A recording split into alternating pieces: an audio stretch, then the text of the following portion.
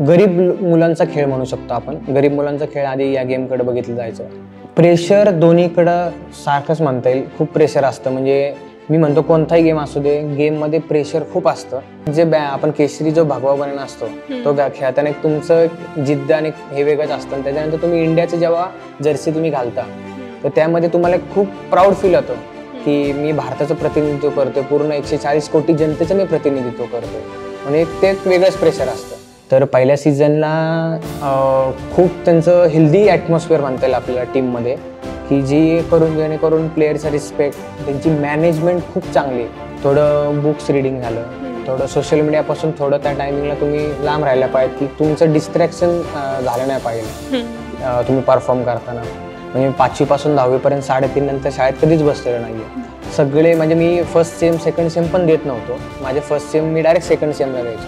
त्यामुळे मला ते एका दिवशी मला 2-2 पेपर द्यायला लागायचं होतं. ते खूप माझ्यासाठी कठीण काळ होता. आणि मी वायडी कधीच एवढ्या वर्षात कधीच 1 वर्ष पण माझं वाया जाऊन नाही दिलं. कोणताही खेळाडू असं तरी फायनान्शियल आणि थोडं घरातलं प्रेशर, घरच्यांना जोपर्यंत तुझा रिझल्ट दिसत नाही तोपर्यंत घरचे पण तुला तेवढ्याच प्रकारे सपोर्ट करत नाही.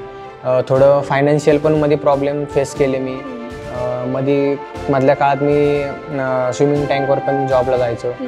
ते करत करत मी माझं हे करायचं, माझं प्रॅक्टिस मी चालू ठेवली. तसं प्रत्येक प्लेअरचं स्वप्न असतं की त्याला एकलव्य पुरस्कार पाहिजे. तो सगळ्यांना मिळत नाही. किती बेस्ट प्लेअर असेल तरी तो लाईफमध्ये तुम्हाला एकदाच मिळतो. जसं शिवछत्रपती पुरस्कार अर्जुन झाला आणि एकलव्य हा तुम्हाला लाईफ टाईममध्ये एकदाच मिळतो. तो रिपीट पुरस्कार कधीच होत नाही. कष्टांवर विश्वास ठेवा.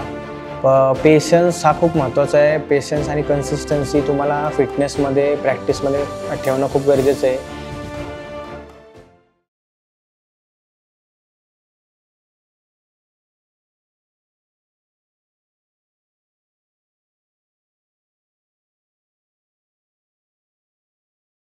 तुम्ही पहिलं मेडल कधी जिंकलं होतं?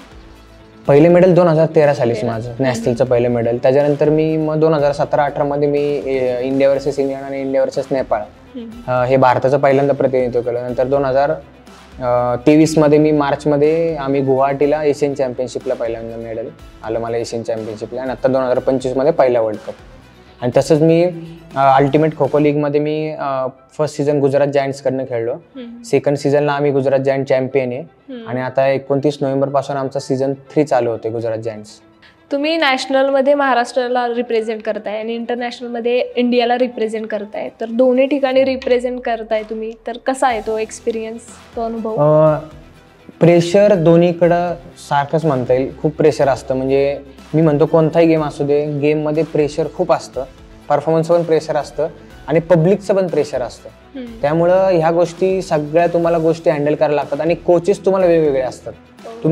तुम्हाला जो नॅशनलला कोच असतो तो इंटरनॅशनलला नसतो. कधी कधी तो असू शकतो, पण तुम्हाला त्यानुसार तुम्हाला मोल्ड व्हायला लागतं त्या कोचेसनुसार. जो कोच तुम्हाला कसा गाईड करतो किंवा कसा तुमच्याकडनं परफॉर्म करून घेतोय तर त्यानुसार तुम्हाला मोल्ड व्हायला लागतं. पण तुम्हाला सांगतो की महाराष्ट्राकडनं खेळताना जे आपण केसरी जो भगवा बनणं असतो तो खेळताना एक तुमचं जिद्द आणि हे वेगळंच असतं. त्याच्यानंतर तुम्ही इंडियाचं जेव्हा जर्सी तुम्ही घालता तर त्यामध्ये तुम्हाला खूप प्राऊड फील होतं की मी भारताचं प्रतिनिधित्व करतोय, पूर्ण 140 कोटी जनतेचं मी प्रतिनिधित्व करतोय. म्हणजे ते एक वेगळंच प्रेशर असतं. पण त्याच्यावर तुम्ही मात करत तुम्हाला ते थोडा एक्सपिरियन्स येत गेला की तुम्ही त्या गोष्टी पण हे करता, चांगल्या प्रकारे हँडल करता. अल्टिमेट सीझन 2चे तुम्ही चॅम्पियन होता. गुजरात जायंट्सकडून तुम्ही खेळला होता. तर त्या टीमकडून खेळतानाचा अनुभव कसा होता? मी पहिल्या सीझनपासून गुजरात जायंट्सची अदानी स्पोर्ट्स लाईन जी आहे त्या अदानींची ती गुजरात जायंट आपली फ्रँचायझी आहे.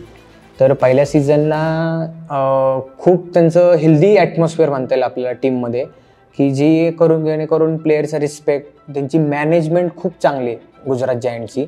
आणि प्लेयरला कुठल्याच गोष्टीची कमी पडून देत नाहीत. प्लेयरला म्हणजे त्याच्या शूजपासून पूर्ण डाएटपासून त्यांचं रिकव्हरी, बॉडीची रिकव्हरीपासून त्यांचे आईस बाथ, मेशॉर वगैरे पासून खूप चांगल्या प्रकारचे त्यांचं मॅनेजमेंट टीम आहे. त्यांची गुजरात जायंटची वुमेन्स IPLला पण त्यांची टीम आहे गुजरात जायंट्स. तसेच कबड्डीला पण आहे आणि खो खोला पण आहे गुजरात जायंट्स म्हणून. तर त्यांची खूप चांगल्या प्रकारे ते मॅनेज करतात आणि प्लेयरला कोणत्याच गोष्टीची कमी पडत नाही. प्लेयर एकदम आणि मॅनेजर आणि प्लेअरमधलं खूप जे कन्व्हर्सेशन असतात ते खूप हेल्दी असल्यामुळं कधी असं त्या टीममध्ये मला असं जाणवलं नाही की मी परका आहे किंवा बाहेरचा आहे म्हणून. पण मजा आली खूप. आणि सीझन 2ला हे आत्ता सगळ्या फॅसिलिटीज मिळत आहेत, पण आधी मिळत नव्हत्या. आधीच्या काळामध्ये म्हणजे तुम्ही लहानपणी ज्यावेळेस खेळत असाल त्यावेळेस या फॅसिलिटी नव्हत्या. तर आत्ताही त्या पुरेशा प्रमाणात आहे का म्हणजे सगळ्या टीमला? आता आधी आपला गेम एवढा प्रोफेशनल लीगला नव्हता, पण आता प्रोफेशनल लीगला आल्यापासून तुमचं मीडिया इंटरॅक्शन झालं, तुमचं बाकीचं डाएटचं शेड्यूल झालं, तुमचा फिटनेस टेस्ट झाल्या, या बऱ्याच गोष्टी आम्हाला खूप नवीन नवीन गोष्टी शिकायला मिळाल्या. जे ऑलिम्पिक प्लेयर जिथं जातात तर गेल्यानंतर त्यांचं जे शेड्यूल असतं ते काय फॉलो करतात, दिवसभर रेस्ट, पूर्ण तुमचं जिम वर्कआउट वगैरे, स्ट्रेंथ अँड कंडिशनिंग. आणि आता खो खो हा मॅटवरती गेल्यामुळे आपल्याला स्ट्रेंथ अँड कंडिशनिंगकडे जास्त लक्ष द्यायला लागतं. आधी मातीत तुम्हाला थोडा फोर्स कमी लावायला लागतो, पण मॅटवरती गेल्यानंतर तुमच्या सगळ्या ओव्हरऑल इंजुरी आणि हे बघता तर तुम्हाला रिहॅब म्हणा किंवा तुमचा स्ट्रेंथ अँड कंडिशनिंगचं जे कोचिंग आहे ते तुम्हाला चांगल्या प्रकारे करायला लागतं. आणि मेन डाएट, त्यांच्यासोबत डाएट आहे. तसंच रिकव्हरीमध्ये आपण आईस बाथ झालं, मसाज झालं, या बऱ्याच सगळ्या गोष्टी नवीन नवीन आम्हाला शिकायला मिळाल्या. ज्यावेळेस आमची फर्स्ट सीझन झाला त्या फर्स्ट सीझनच्या आधी आमचे बरेच कॅम्प झाले दिल्लीला. तर त्या कॅम्पमध्ये आम्हाला JLN स्टेडियमला सगळ्या गोष्टी आम्हाला नवीन नवीन शिकायला मिळाल्या.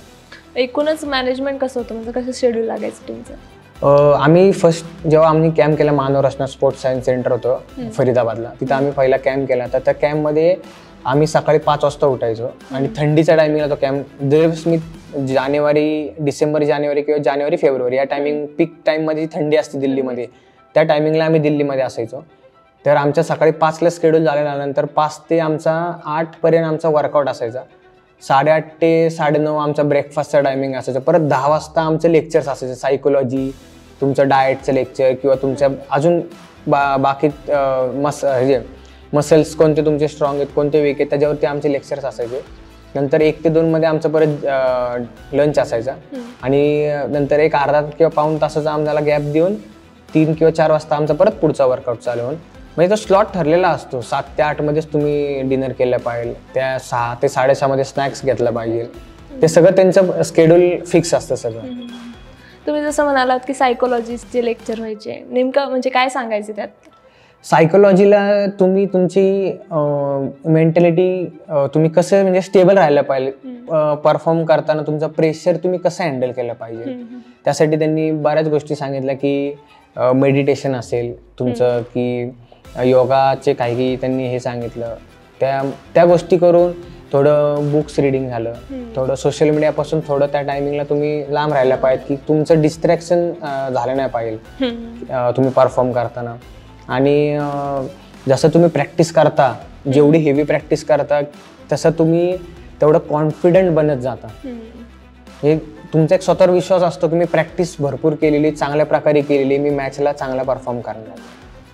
म्हणजे फिजिकली फिटनेस बरोबर मेंटली फिट राहणं खूप महत्वाचं असतं लीगला. आणि आता जेवढं जसं जसं तुम्ही मोठ्या लेवलला जाता, एक फिटनेस तुमचा एक मेंटेन तुम्ही ठेवला पाहिजे. पण सगळ्यात जास्त तुमचं जे आहे मेंटल फिटनेस, जो मेंटल टफनेस म्हणतो आपण, तो खूप तुमचा गरजेचा आहे. तुम्ही किती प्रॅक्टिस करा, जर मॅचला परफॉर्म चांगला करत नसाल तर तुम्ही मेंटली कुठेतरी कमी पडता. जर फिटनेस थोडा कमी असेल आणि तुम्ही मेंटली खूप स्ट्रॉंग असाल तर तुम्ही चांगला परफॉर्म करून तुम्ही टीमला चॅम्पियन बनवून देऊ शकता. सर, आता कोणताही खेळाडू म्हणलं तरी त्याला खूप सारे चॅलेंजेस येतात, त्याचा प्रवास एक तर खडतरच असतो. तुमच्या आत्तापर्यंतच्या प्रवासामध्ये तुम्हाला कोणकोणत्या चॅलेंजेसला फेस करावं लागलं आणि तुम्ही कसं बीट केलं? मी स्कूल टाईममध्ये असताना माझे शाळेतले लेक्चर सगळे बंक व्हायचे. मी दुपारी आमची 5:30पर्यंत शाळा असायची, तर आम्ही 3:30 वाजताच आमच्या ग्राउंडवरती जायचो. म्हणजे 5वी पासून 10वीपर्यंत 3:30 नंतर शाळेत कधीच बसलेलो नाही आहे.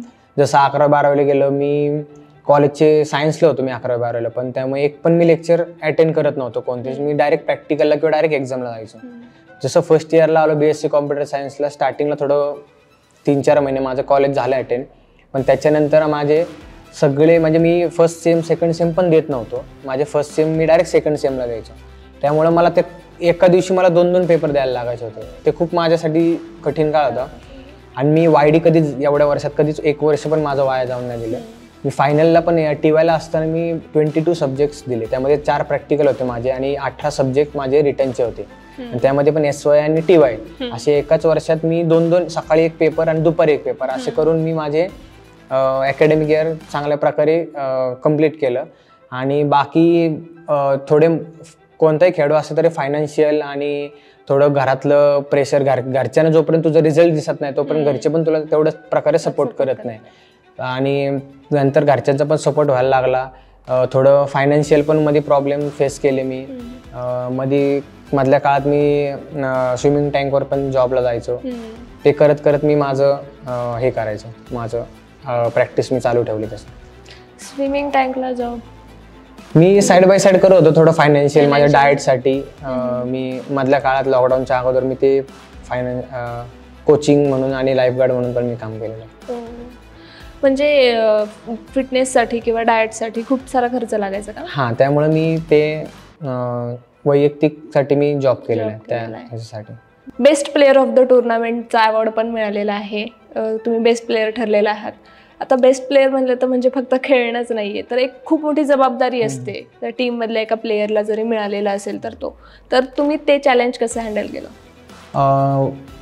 महाराष्ट्र वर्सेस रेल्वे जी मॅच असती ती जगातली सगळ्यात भारी मॅच असते. जगातली म्हणते मी. ती खूप म्हणजे जी आत्ता दिल्लीला झाली 2024 साली, त्या मला भारतातला सर्वोत्कृष्ट खेळाडू म्हणून मला महाराष्ट्र म्हणजे भारताकडे खो खो फेडरेशन ऑफ इंडियाकडनं तो भारतातला सर्वोत्कृष्ट खेळाडू एकलव्य पुरस्कार तो दिला जातो. तर त्याच्या आधी 4 वर्ष महाराष्ट्र वर्सेस रेल्वेच फायनल मॅच होत होती, पण रेल्वे जिंकत होतं महाराष्ट्राला. ऑलमोस्ट महाराष्ट्रातले 11 ते 12 प्लेयर रेल्वेकडनं खेळतात. त्यांना तिकडे जॉब असल्यामुळं ते इंडियन रेल्वेचं प्रतिनिधित्व करतात. तर मागची 4 ते 5 वर्ष झालं आम्ही सतत हारत होतो, पण ह्या वर्षी आम्ही चांगलं प्रिपरेशन करून आमचा कॅम्प चांगला झाला. आम्हाला कोच चांगले मिळाले. आमचे शिरीन गोडबोले सरच महाराष्ट्राचे कोच होते. आमचं कोचिंग चांगल्या प्रकारे झालं आणि कोचिंग चांगल्या प्रकारे झाल्यामुळे आम्ही त्या प्रत्येक प्लेअरचा आम्ही स्टडी केला होता की कोणत्या प्लेअरला कसं मारायचं. 2 इनिंग्ज असतात. आम्ही तिसऱ्या इनिंगला 2 सेकंद राहिलेले असताना मिस लास्ट विकेट मारून महाराष्ट्राने हे केले, चॅम्पियन झाला. तर आणि खूप प्राऊड फील होतं. एक प्रत्येक प्लेअरचं स्वप्न असतं की त्याला एकलव्य पुरस्कार पाहिजे. तो सगळ्यांना मिळत नाही. किती बेस्ट प्लेअर असेल तरी तो लाईफमध्ये तुम्हाला एकदाच मिळतो. जसं शिवछत्रपती पुरस्कार अर्जुन झाला आणि एकलव्य हा तुम्हाला लाईफ टाईममध्ये एकदाच मिळतो. तो रिपीट पुरस्कार कधीच होत नाही, तुम्ही किती चांगलं परफॉर्म केलं ते. त्यामुळे बरेच प्लेअरचं स्वप्न असतं की मला एकलव्य पुरस्कार घ्यायचा आहे. आणि दरवर्षी तुम्हाला चॅलेंजेस फेस करायला लागतात नॅशनलच्या टीममध्ये बसण्यासाठी. म्हणजे तुम्हाला ग्राउंड लेवलपासूनच डिस्ट्रिक्टपासून स्टेट, नॅशनल, इंटरनॅशनल प्रत्येक वर्षी तुम्हाला चांगला परफॉर्म देऊन तुम्हाला सिलेक्ट व्हायचं असतं. आणि सिलेक्ट झाल्यानंतर तुम्हाला तिथं चांगल्या प्रकारे परफॉर्म करायचं असतं. तर ह्या सगळ्या चॅलेंजेस तुम्हाला सगळे फेस करून प्रत्येक जो प्लेअर आहे त्याचं एक स्वप्न असतं की एकलव्य पुरस्कार. माझं पण स्वप्न होतं की मला एकलव्य पुरस्कार घ्यायचा आहे. तर आणि ते माझं स्वप्न पूर्ण झालं. सर तुमचं खूप खूप अभिनंदन. तुम्हाला एकलव्य पुरस्कार मिळालेला आहे. शिवछत्रपती पुरस्काराने तुम्हाला सन्मानित करण्यात आलं आहे. गोल्ड मेडल तुम्ही मिळवलेलं आहे आणि वर्ल्ड कपचा तुम्ही एक पार्ट होता. तुमचं खूप खूप अभिनंदन. Thank you ma'am. सर तुम्ही खो खो व्यतिरिक्त आणखी कुठले छंद जोपासता का? मी तसं बुक्स रीड करतो आणि काही सिरीज आहेत, वेब सिरीज. त्या वेब सिरीज मी जास्त हे बघतो. पण मी जास्त सोशल मीडियाला एवढा असं ॲक्टिव्ह म्हणता येईल, ॲक्टिव्ह नाही आहे मी. पण जास्त मी सोशली खूप ॲक्टिव्ह आहे. म्हणजे मित्रांना जाऊन भेटणं, त्यांच्यासोबत टाइम स्पेंड करणं, त्यांच्यासोबत फिरायला जाणं. मला जास्त फिरायला खूप जास्त आवडतं.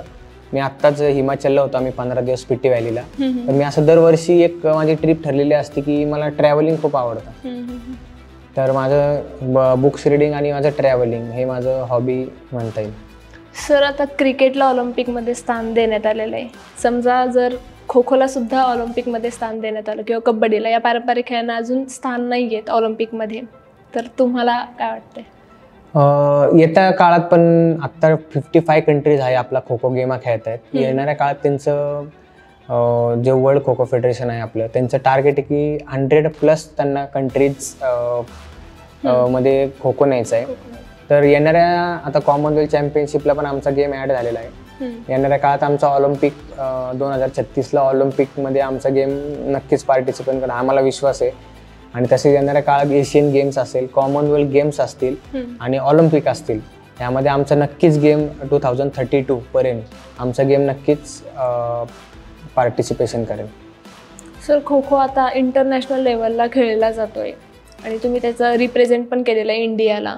तर तुमचा एकूणच पर्सनल अनुभव कसा आहे की म्हणजे आधी खो खोला काहीच महत्त्व नव्हतं, खो खो हा फक्त मैदानापुरतीच महत्त्वाचा होता आणि आता इंटरनॅशनल लेवलला पोहोचलेला आहे? जसं स्टार्टिंगला आपण एक गरीब मुलांचा खेळ म्हणू शकतो. आपण गरीब मुलांचा खेळ आधी या गेमकडे बघितलं जायचं, पण जसं हळूहळू स्टेप बाय स्टेप आपले खो खो महासंघाचे सुधांशू मित्तल सर आहेत, जे आपले अध्यक्ष आहेत, त्यांनी गेमला खूप तसंच चंद्रजित जाधव सर म्हणून आहेत आपले महाराष्ट्राचे, आत्ता सेक्रेटरी आहेत, आणि तसे बरेच सगळे पदाधिकाऱ्यांची आपण नावं घेऊ शकतो की त्यांनी खो खो खेळायला खूप चांगले दिवस आणले. आता आपला खो खो हा एकमेव असा खेळ आहे की सगळ्यात जास्त जॉब देणारा गेम म्हणून आपल्या खो खोकडे बघितलं जातं. मागच्या वर्षात म्हणजे 3,500 मुलांना जॉब मिळालेले आहेत खो खोमधून, फक्त ऑल ओव्हर इंडिया बोलतो मी. तसंच जसं आपल्या लीगला गेम गेला प्रोफेशनॅलिटी खो खो हा, त्यामुळे तो खूप नवीन नवीन लोकांपर्यंत पोहोचला. अदर कंट्रीमध्ये पण जसं इंग्लंड झालं, ऑस्ट्रेलिया, न्यूझीलंड झालं, त्या लोकांनी पण आपली अल्टिमेट खो खो लीग बघितली. तेव्हा त्या लोकांना खूप इंटरेस्ट निर्माण झाला की आपण पण हा गेम खेळला पाहिजे, आणि आपल्या इंडियातले लोक कोचेस अदर कंट्रीमध्ये जाऊन त्यांना चांगल्या प्रकारे ट्रेनिंग करतायत. त्यामुळे येणारा काळ हा मुलांसाठी खूप ब्राईट आहे. येत्या काळात जसे क्रिकेटमध्ये आपण बघतो, कबड्डीमध्ये बघतो की 10व्या सीझनला म्हणजे पहिल्या सीझन ते 10व्या सीझनमध्ये पण खेळलेली लोक आहेत आणि करोडोमध्ये गेलेली आहेत. तसंच आपल्या येणाऱ्या काळात पण खो खो हा गेम मुलगा तुम्हाला नक्कीच, मला असा विश्वास आहे की तो तुम्हाला करोडोमध्ये हे केलेला दिसेल, विकलेला दिसेल. खो खोचं फॉर्मॅट आता बदलले, म्हणजे आधी मैदानी खेळ होता आणि आता मॅटवरती खेळतायत. तुम्ही सुद्धा मैदानी खेळला असाल आणि आता मॅटवर खेळताय, काय चॅलेंजेस वाटतात त्याच्यामध्ये? इंजुरीचं प्रमाण थोडं जास्त आहे, कारण आपला गेम हा स्पीड घेऊन ऑन द स्पॉट तुम्हाला टर्न करायला लागतं. त्यामुळं तुमचं प्रेशर हे पूर्ण गुडघ्यावरती येतं. त्यामुळे तुम्हाला चांगल्या प्रकारे जी आधी आपण फक्त मॅटवरती प्रॅक्टिस न करता जी मातीत प्रॅक्टिस करायचं, आता ते तुम्हाला जिममध्ये जाऊन जे वेट ट्रेनिंग म्हणतो आपण स्ट्रेंथ अँड कंडिशनिंगसाठी, थेराबँडचे एक्सरसाइजेस असतील, ह्या बऱ्याच गोष्टी तुम्हाला थोडं तुमच्या डेली रुटीनमध्ये तुम्ही ॲड केल्या पाहिजेत.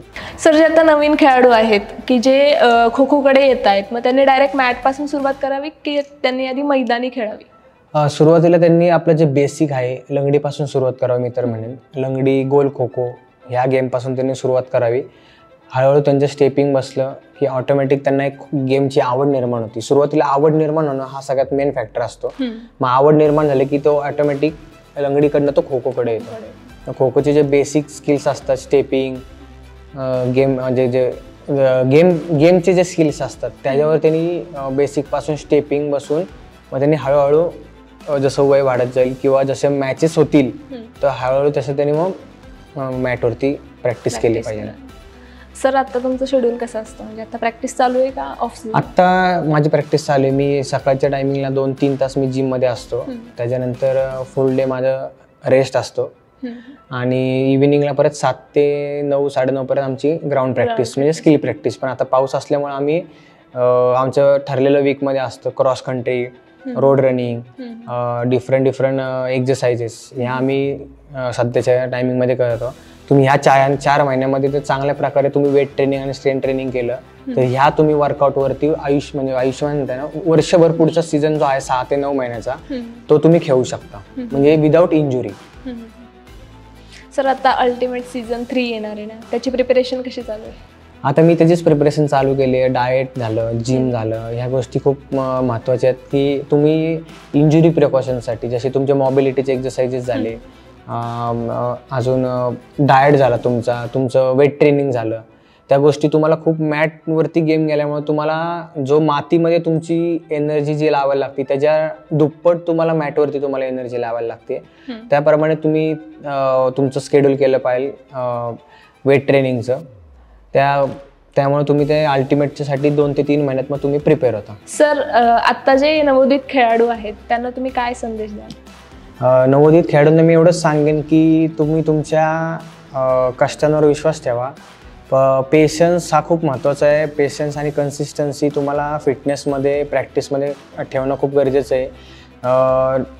5 ते 6 वर्ष आपण स्कूलमधली फक्त ग्राउंडवरती 1.5 ते 2 तास वर्कआउट करतो. नंतर 5वी ते 10वी नंतर आपण आपल्या करिअर सायन्सला ॲडमिशन घेतली किंवा कॉमर्सला घेतली, त्यामुळे आपण 10वी नंतर आपण गेम सोडून देतो. तर तसं न करता 5वी ते 10वीमध्ये तुम्ही जो तुमचा 5 वर्ष टाईम इन्व्हेस्ट केलेला आहे, 1.5 2 तास ग्राउंडवरती, तर तो टाईम इन्व्हेस्ट केलेला आहे, तर फ्युचरमध्ये तुम्हाला काहीतरी ऑलिम्पिकचे तुम्ही स्वप्न ठेवू शकता. तुमचं वय अजून लहान आहे आणि येणारा खो खोतलं फ्युचर खूप ब्राईट आहे. येणाऱ्या काळासाठी तुम्हाला सरांना all the best. Thank you sir. तुम्ही इतका वेळ दिला तुमचा, इथे आलात त्याबद्दल तुमचे खूप खूप मनपूर्वक अभिनंदन. आणि पुन्हा एकदा तुमचं खूप अभिनंदन. तुम्हाला शिवछत्रपती पुरस्काराने गौरवण्यात आलंय आणि आत्ताचा जो सीझन येणार आहे अल्टिमेट सीझन 3 त्यासाठी तुम्हाला खूप खूप शुभेच्छा. थँक्यू.